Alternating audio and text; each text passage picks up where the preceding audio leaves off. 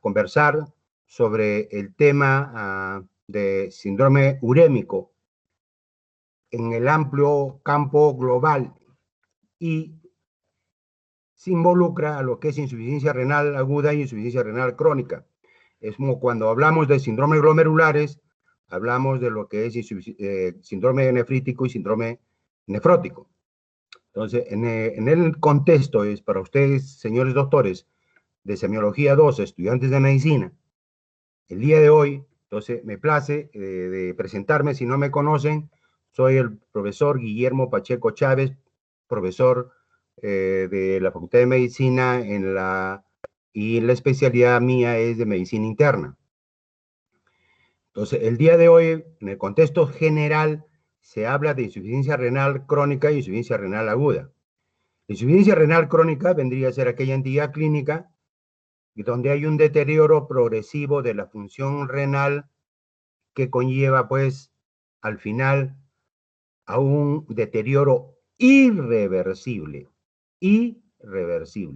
diferente a lo que es la insuficiencia renal aguda, es aquella entidad clínica que se produce bruscamente en horas y en días, pero no en días porque se va a producir 4 o 5 días, sino en el contexto de que en el contexto de cualquier entidad clínica donde haya disminución de flujo renal o filtración renal 48 horas, entonces en 48 horas, o sea, más de 24 horas o 48 horas, entonces estaríamos frente a una entidad clínica, cual sea su causa, sobre una insuficiencia renal aguda. En cualquiera de estas dos entidades clínicas se presenta lo que se llama en el criterio clínico laboratorial, en el laboratorial es el dosaje de la urea en sangre elevada, por eso hablamos de uremia. Entonces, vamos a comenzar sobre el tema de lo que es insuficiencia renal aguda. Dice, en los contextos actualizados, en lo que hablaban de falla renal aguda y insuficiencia renal aguda, ya los expertos actualmente hablan de lo que es una injuria renal aguda.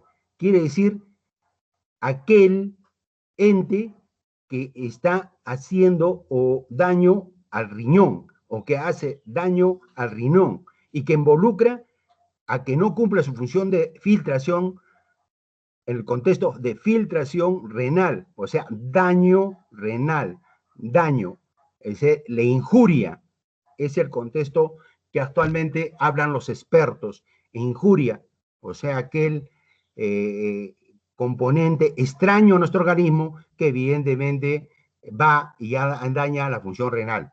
Dicen así los expertos.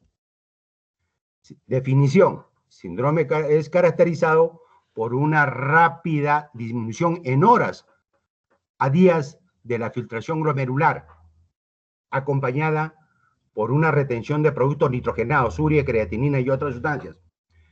Como muchos de mis alumnos que nosotros revisamos el tema en la clase de práctica en cuanto a lo que es insuficiencia renal aguda, hablamos de lo que se entiende por uremia y lo que se entiende por azoemia. Entonces, ¿qué dicen los expertos? Que la uremia vendría a ser el aumento de la urea en sangre y en teoría refieren de que es más de 120 miligramos por ciento o por decilitro. En teoría, en relación al valor normales, que ustedes ya saben muy bien, es de 20 a 40, y otras literaturas hablan de 10 a 50 miligramos por ciento. Y que irremediablemente, desde el punto de vista de criterio laboratorial, este daño conlleva a que en sangre se retienen los componentes tóxicos que normalmente elimina el riñón. Pero como está dañado, hay una injuria que está dañando al riñón, se retienen a nivel de sangre y aumentan en cuanto a lo que es laboratorio, en sangre. la urea y creatinina. Urea, componente que se produce a nivel de hígado y que se elimina a nivel renal. Y la creatinina, un componente ante una injuria, y también se habla de injurias a nivel de creatinina, a nivel que se produce a nivel muscular, teniendo como materia prima a lo que es la creatina, pero cuando hay destrucción, una injuria, destrucción de tejido muscular, por ejemplo, una rhabdomiólisis, también se habla de una insuficiencia renal aguda. Por ejemplo, y otra sustancia, es en el contexto es de que otra sustancia, ustedes saben muy bien que el ácido úrico también se elimina a nivel renal.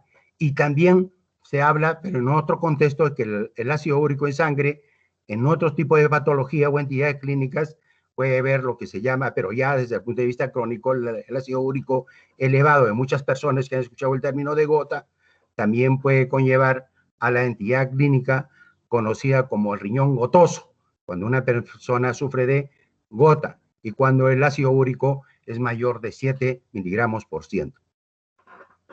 Epidemiología. Dicen los expertos de que el único por ciento, dice, de estos pacientes llegan al hospital. El 8% llegan y ya pues quedan hospitalizados. Y el 30% de estos pacientes en UCI. O sea que los pacientes, por ejemplo, el choque hipovolémico, por una causa un trauma tóraco-abdominal, por ejemplo, un choque hipovolémico, por ejemplo, en cuanto a que llega a emergencia y tiene que ir rápidamente, pasar a shock trauma, de ahí, desde el punto de vista de fluxograma, pasar a unidad de cuidados intensivos. O sea que la insuficiencia renal aguda o injuria renal aguda es una entidad clínica que pone en riesgo la vida del paciente, está en juego si no se resuelve en días o en horas este problema de acuerdo a la causa. Etiología, habla de hipoperfusión, habla de nefritis, o sea, de túbulo intersticial. Sabemos muy bien que todo daño de filtración aguda a nivel renal produce daño a nivel de túbulos renales, cuando hay alteración de filtración, como lo vamos a ver. Hay componentes, dice también, desde el punto de vista de la etiología de medicamentos o componentes nefrotóxicos. Por ejemplo, una medicación por aminoglucósidos, por ejemplo. Después, la glomerulonefritis. Como yo les decía anteriormente, que el síndrome nefrítico puede llevar a una insuficiencia renal, pero acá hablan de glomerulonefritis, que como causas, ustedes saben que hay componentes desde el punto de vista inmunológico, antígeno anticuerpo, o problema de una estreptococia, con un estreptococo beta hemolítico, que puede dañar rápidamente o puede resolverse, o puede dañar riñón. Después habla de obstrucción de las vías urinarias. Desde el punto de vista, como les decía, que en algún momento determinado puede obstruirse, como ustedes saben que el aparato urinario está como riñón, los uréteres, y puede haber un enclavamiento de riñón, de cálculos en ambos riñones que puede producir problema renal que tendría que resolverse a través de una nefrostomía para poder de alguna u otra manera resolver el problema. Y obstrucción vascular puede ser una trombosis venosa o arterial de la vena renal. Entonces, en conclusión, como lo vamos a ir revisando, ojo, que ya tienen, entonces, por ejemplo, el ejemplo más importante para ustedes en el examen de teoría, les pueden preguntar una causa. ¿Choque hipovolémico? Sí. ¿Shock séptico? Sí. ¿No es cierto? Desde el punto de vista de volumen. ¿Una deshidratación severa? Sí. ¿Una diarrea aguda severa? Sí. Que de acuerdo al componente de lo que es la pérdida y la reposición. La pérdida tiene que ser igual a la reposición, mientras si hubiere la posibilidad, o sea, desde el punto de vista de choque hipovolémico con problema vascular, cambia la cosa. Diferente que cuando es una deshidratación, desde el punto de vista de una deshidratación severa, el volumen tiene que perder, o sea, reponerse con volumen. Mientras, ¿no? Desde el punto de vista con, por ejemplo, con cloro de sodio, por ejemplo, si estarían ante una situación difícil mientras se le ponga, si hubiere shock hipovolémico, esperamos por un traumatismo toracoabdominal o un accidente donde hay una amputación de miembro inferior, mientras que llega al hospital y le pongan la sangre, le ponen pues volumen en cuanto al suero fisiológico, ¿no es cierto? Por ejemplo, dice, lo importante para ustedes, para que ustedes tengan bien claro este contexto de insuficiencia renal aguda, hablamos de hipoperfusión. O sea, que si agudamente no hay un flujo de volumen que llegue a nivel renal, a nivel, pues, ¿quién es el flujo? Ese, como ya tenemos el concepto teórico a nivel de una pérdida brusca de sangre, entonces evidentemente esto puede conllevar pues, una hipoperfusión. La causa más frecuente, dice, es la hipoperfusión de la hipoperfusión. Es la causa más frecuente de insuficiencia renal aguda. Hipoperfusión, o sea, disminución del flujo renal. 2. La hipoperfusión genera una respuesta apropiada de riñón, azoemia prerrenal, mecanismo compensador. O sea que primeramente, el organismo, cuando hay una pérdida brusca de volumen, el organismo evidentemente tiene su mecanismo de compensación o desde el punto de vista de respuesta, produce espasmo, ¿no es cierto? En primer lugar, en el contexto teórico, hablan primero de que tendría que haber una frecuencia o un volumen, en primero una frecuencia cardíaca, aumentar el volumen, pero ¿en qué manera? Tratar de compensar. ¿Cómo así? El mecanismo compensador estaría primero de que, eso hablar solamente desde el punto de vista fisiopatológico, para que ustedes tengan en cuenta, hablamos de una vasodilatación, pero en relación a la arteria renal aferente. La aferente es la que lleva el volumen al riñón. Y la vasoconstricción está en relación a la arteria renal, o sea, desde el punto de vista eferente, es la que sale. Por eso hablaba de vasoconstricción, para tratar de alguna u otra manera de compensar este volumen o pérdida de volumen.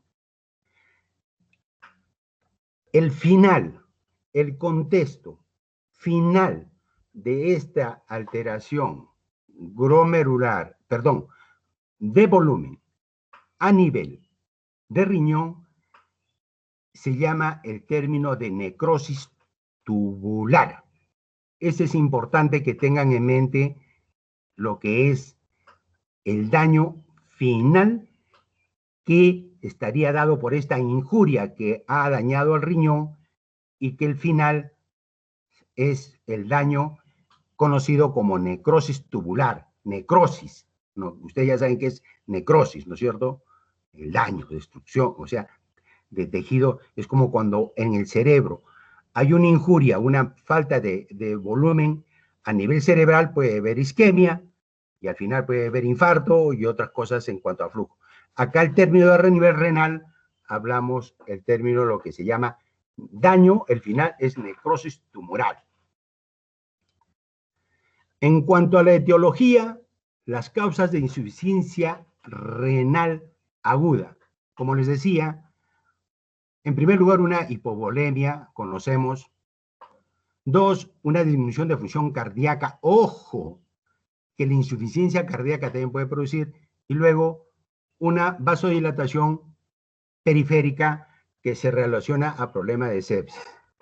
La hipovolémica, hemorragia, como les he dicho, y lo que es pérdida gastrointestinales, diarrea, vómito, un tercer espacio, después tercer, quemaduras, peritonitis, diuréticos. Entonces, si les viene en examen teórico las preguntas, si hay un componente desde el punto de vista como causas o etiología, y si hablan de sepsis, septicemia, shock séptico, quemaduras, ustedes no tendrán el reparo de marcar que estarían relacionadas a un problema de una insuficiencia renal aguda.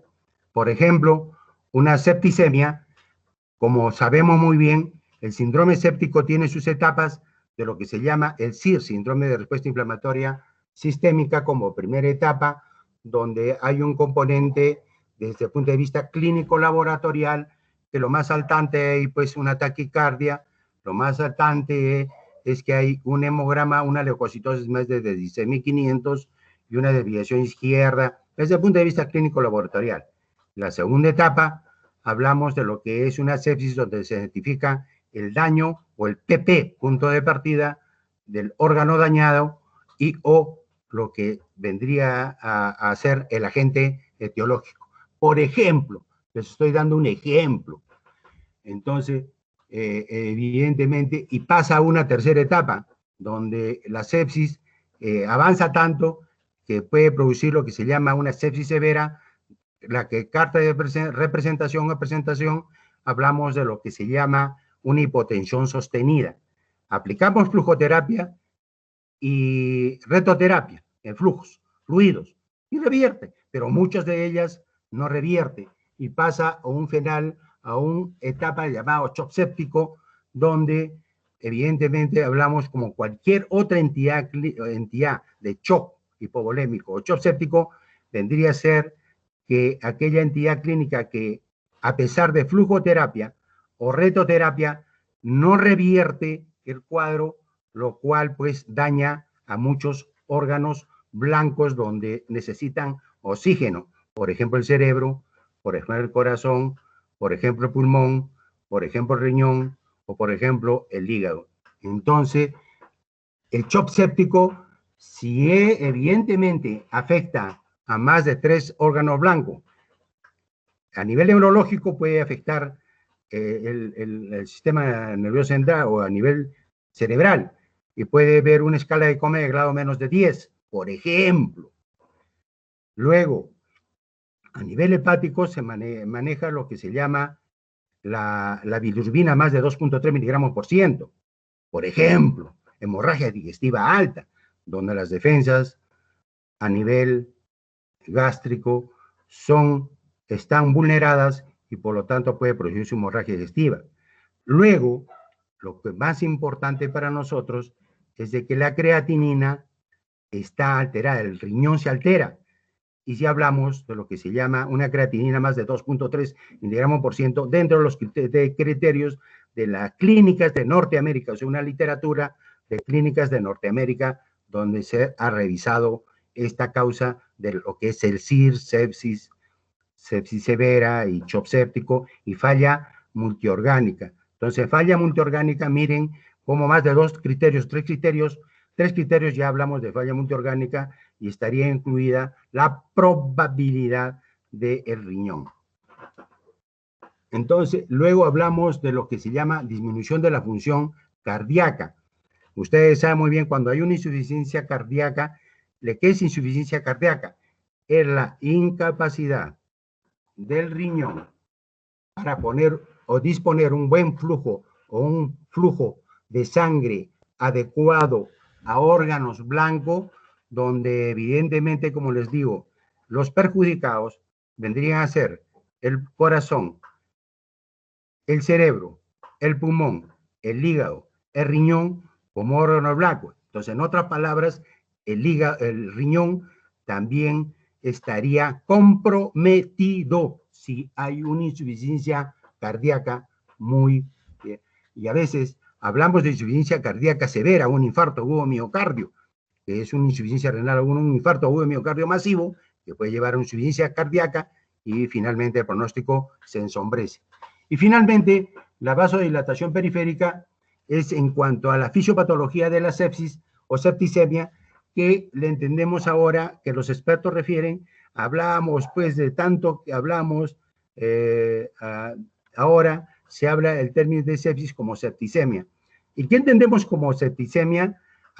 Toda aquella entidad clínica donde se produce una falla multisistémica que potencialmente lleva a la muerte a un paciente. Ojo, entonces de acá en adelante la literatura refiere de septicemia, ya, y que evidentemente se produce una vasodilatación periférica cuando ya claudica, o sea, cuando ya evidentemente el organismo pone en juego todos sus mecanismos compensatorios de resistencia desde el punto de vista de respuesta apropiada, ya se produce una vasodilatación y que evidentemente pues ya un paciente con sepsis e inclusive, como van a ver, cuando la creatinina se aumenta o sube, entonces este paciente en sepsis o en shock séptico tendrán que hacer uso de pasar con sesiones de hemodiálisis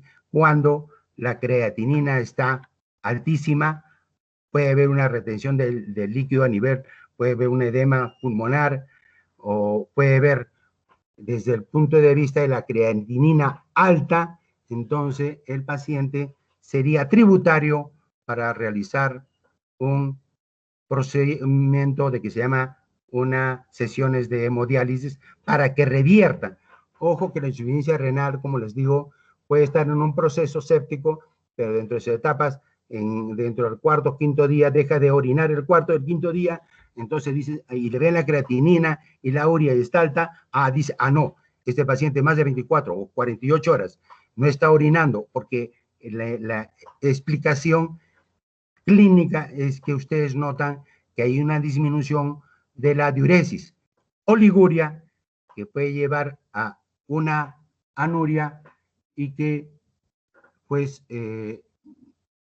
conlleva a que si es anuria, ustedes en oliguria menos de 400, anuria menos de 100, 50 o 0. Insuficiencia renal aguda, porque creo que ya estamos muy lentos. Hay componentes también de nefrotóxicos, componentes de fármacos o sustancias de contraste o metales pesados o radomiólisis o hemólisis. Entonces, en el contexto, por ejemplo, nefrofármacos, aminoglucósidos que son nefrotóxicos. Por ejemplo, ¿quién? La micacina. ¿Quién? La gentamicina. Después, sustancias de contraste, metales pesados.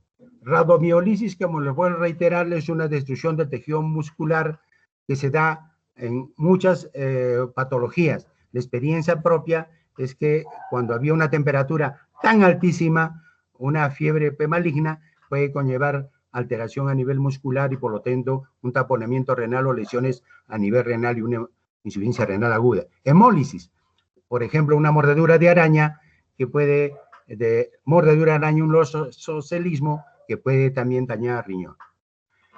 Nefritis túbulo-intersticial, por ejemplo, cuando utilizamos antiinflamatorios, por ejemplo, diclofenac o antiinflamatorios no esteroideos, pueden producir una nefritis intersticial.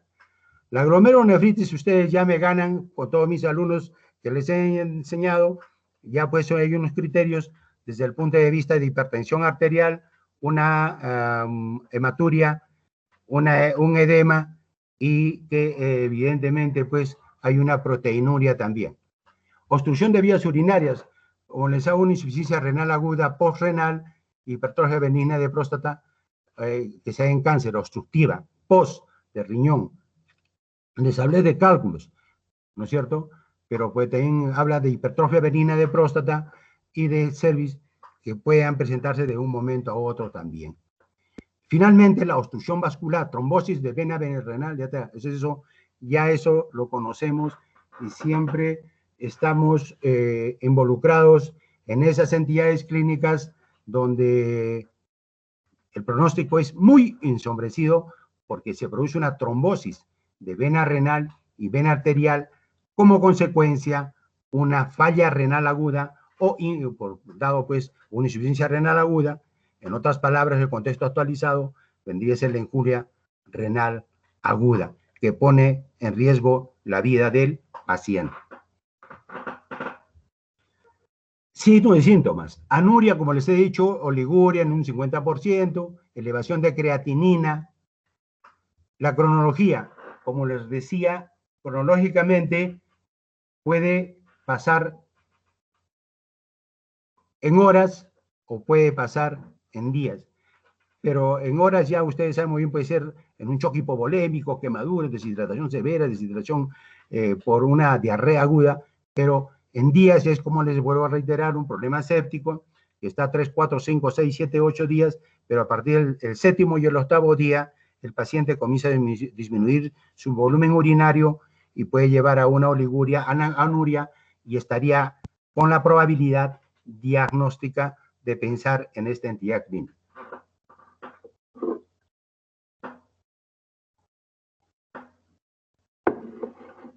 Diagnóstico. Entonces, como siempre hemos conversado en el diálogo que tenemos, porque la docencia universitaria, como les reitero, es una comunicación constante entre el profesor y el alumno.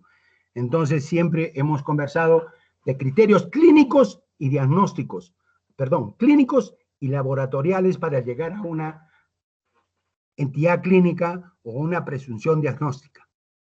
Si hablamos de clínico, es la oliguria. Creo que ustedes saben mejor que yo que la uria es la disminución de volumen de orina menos de 400, que al final pueden llevar a anuria cuando es menos de 100, 50 o 0.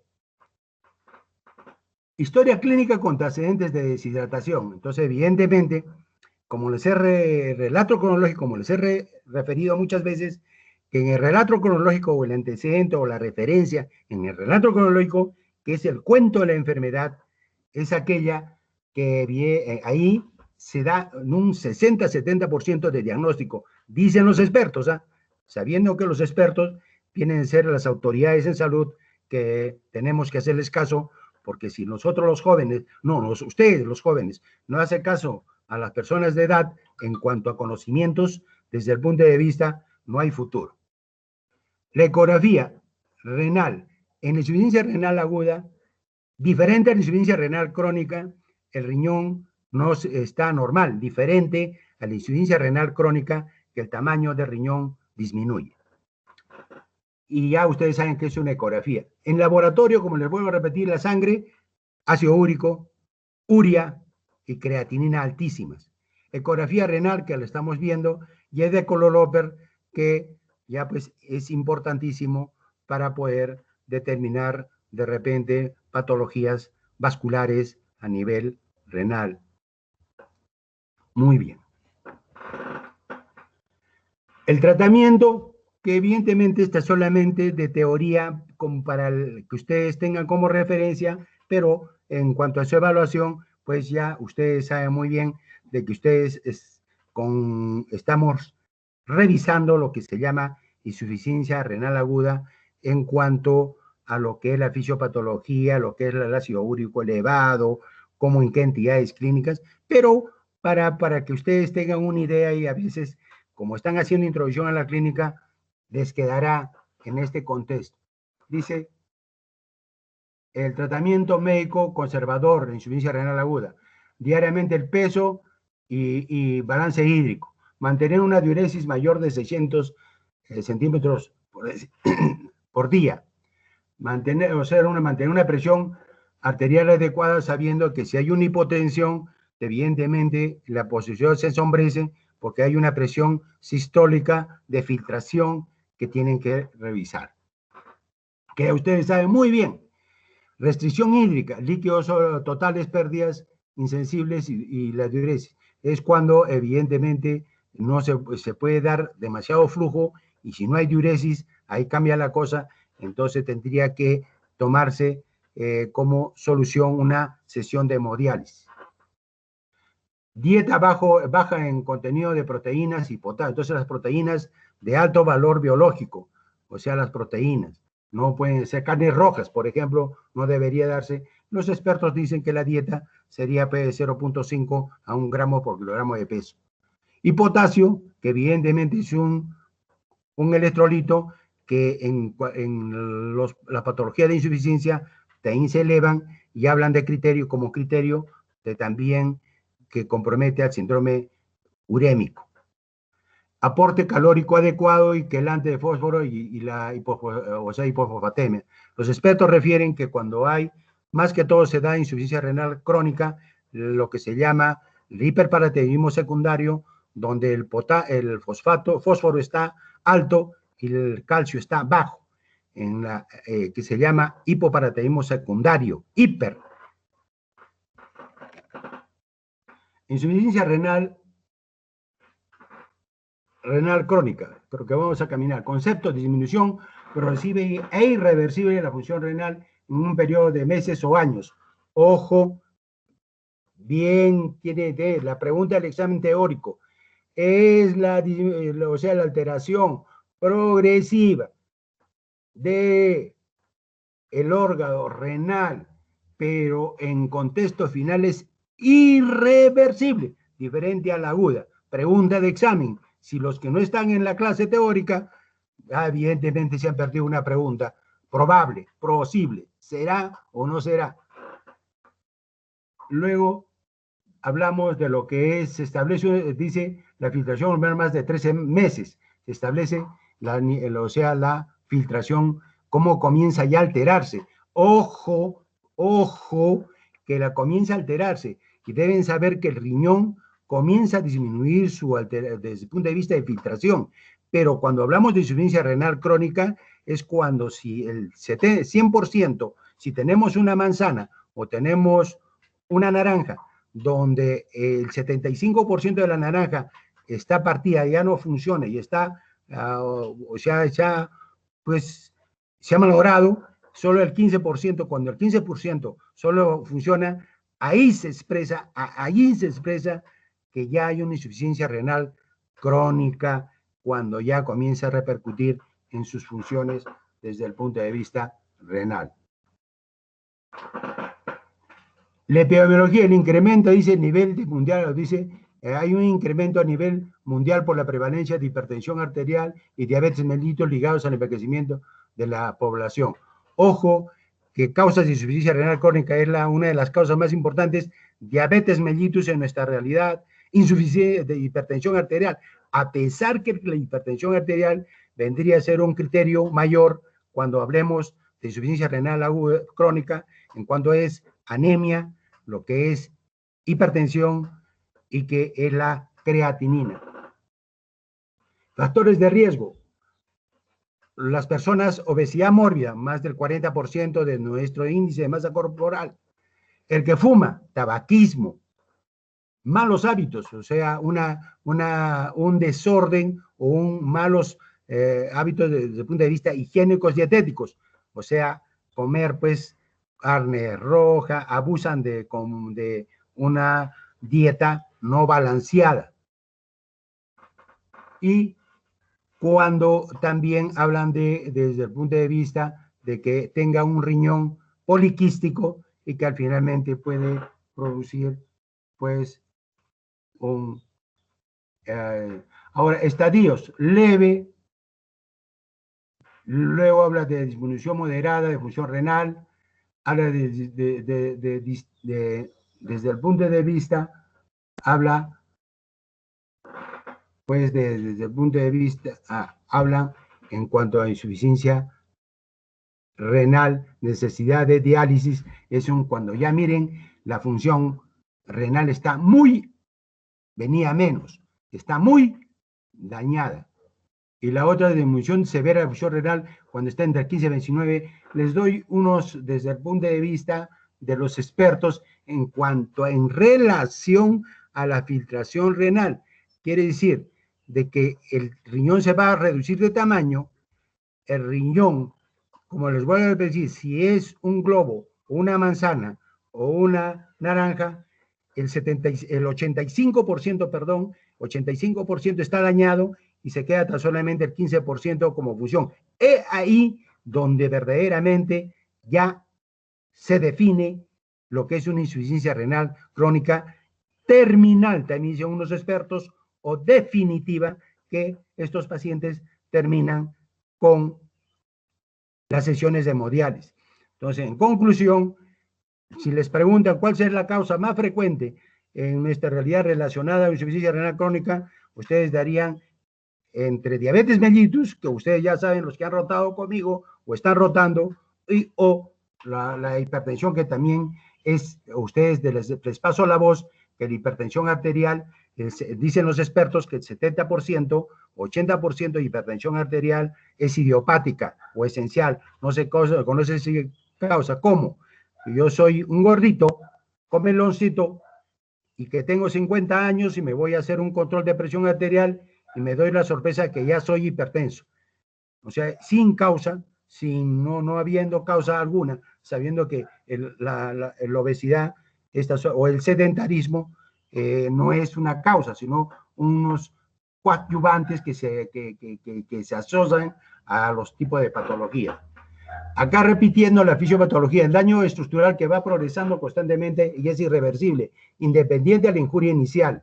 Teoría de glomérulo hiperfiltrante, aumento de filtración glomerular. En primera instancia, cuando comienza a reducirse el tamaño del riñón o desde su función, el componente sano comienza a producir se esmera en producir una buena filtración de riñón para que siga funcionando. Por eso le digo que hasta cuando no haya el 85% de riñón dañado, el riñón puede cumplir su función a la que está determinada. Aumento, dice, de filtración glomerular del tejido sano, es del tejido sano, en respuesta a la adaptación.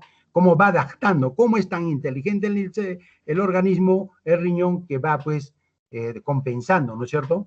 Es como decir, como los soldaditos que van muriendo, pero los que van quedando sanos los soldados van duplicando, triplicando su acción para que no se produzca el daño.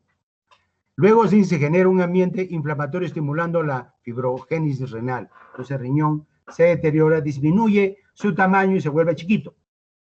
En la ecografía, causas principales de insuficiencia renal. Ustedes saben muy bien ahí, con la pregunta del examen teórico, la diabetes mellitus tipo 2 está por el 43%, la hipertensión arterial un 23%, la glomerulonefritis habla de 12%, o sea, 12%. Otras causas, el 18%. El riñón, o sea, poliquístico, también causa. Entonces, tengan en cuenta ese pues, diagrama que se les ha puesto para que tengan en cuenta, porque ya creo que se va terminando el tiempo y voy a correr. Sintomática, la filtración glomerular es menos de 30 mililitros por minuto por metro. Ustedes saben muy bien que la filtración normal es más de 90. Ya entonces ustedes ya comienzan a revisar y el tiempo creo que nos va ganando. Signos, o sea, cruz, a lo que se llaman los signos más importantes: palidez, sí; fascia apotagada, sí; hiperpigmentación, sí. A veces unos expertos refieren que tiene el color de cera, serio, que decir con un color la piel de cera. Equimosis, con fragilidad, de repente, gran posibilidad hay debilidad o fragilidad capilar. Hay retinopatía diabética, o sea, desde el punto de vista retinopatía, como hay hipertensión, la mácula a nivel de retina, que es componente vascular, es dañada. Hay cardiomegalia por hipertensión arterial y finalmente también edema por retención de líquidos. La clínica sistémica. Pregunta de examen: neurológico, cardiovascular, gastrointestinal, metabólico y hormonales. Pregunta de examen. Si les preguntan cuáles son las causas neurológicas que produce una insuficiencia renal crónica, hablan de letargia, sí; somnolencia, sí; confusión, sí; irritabilidad, sí; convulsiones, sí; miopatía, sí; neuropatía. Y ahí ponen amenorrea. La verdadera es la falsa, es la amenorrea, porque hablamos de clínica, componentes neurológicos. De igual manera, cardiovascular es maligna. Insuficiencia cardíaca, la hipertensión arterial maligna. Insuficiencia cardíaca congestiva, anemia, normocítica, que se da en insuficiencia renal crónica cuando la eritropoyetina, ustedes muy bien, en la clase de práctica hablamos de eritropoyetina, pues. Gastrointestinal, anorexia, náuseas, vómitos, úlceras. Ustedes saben muy bien que la uremia puede producir una encefalitis urémica, una gastritis urémica, esofagitis urémica, neumonitis urémica, carditis urémica. Gastrointestinal, anorexia, náuseas, vómitos, ¿no? Como les decía. Metabólico, fatiga, dolor óseo, hiperparatiroidismo secundario, osteodistrofia renal. O sea, y los normales son infertilidad, amenorrea, disminución, desde el punto de vista hormonales, disminución de líbido, ginecomastia. Entonces, en ese contexto, ustedes que ahí ya lo revisan y las preguntas teóricas están ahí, ustedes revisan nomás, ya les he dado un puntillazo. ¿Cómo es la pregunta que podría ir, podría preguntárseles y ustedes pongan atención y pongan sus 6 sentidos? Nos falta 4 minutos. Refería ahí el riñón cómo se va afectando y el riñón cómo, desde el punto de vista, cómo se va reduciendo de tamaño en el lado derecho y el otro cómo se va afectando progresivamente. Es como una marea que se va produciendo una necrosis, se va destruyendo y cómo primero va alterándose más y más y más y en el tercero, o sea, donde hablan desde el riñón, pues, ¿no es cierto? Su función está alterada desde el punto de vista en el lado, en estadio 4, estadio 3, estadio 2, estadio 1. Entonces, en el estadio 4, ya miran, en el estadio 3 ya habla de 25 a 10%, y menos del 10% en el estadio 4. Speaking English, ustedes saben más que yo y lo definen.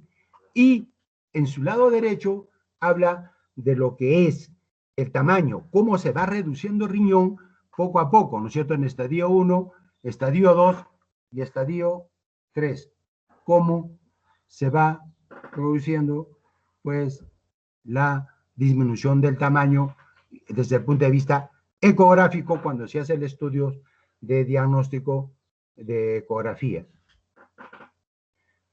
Insuficiencia renal crónica, tratamiento. Hablan de mantenimiento, hablan de bicarbonato, ¿no es cierto?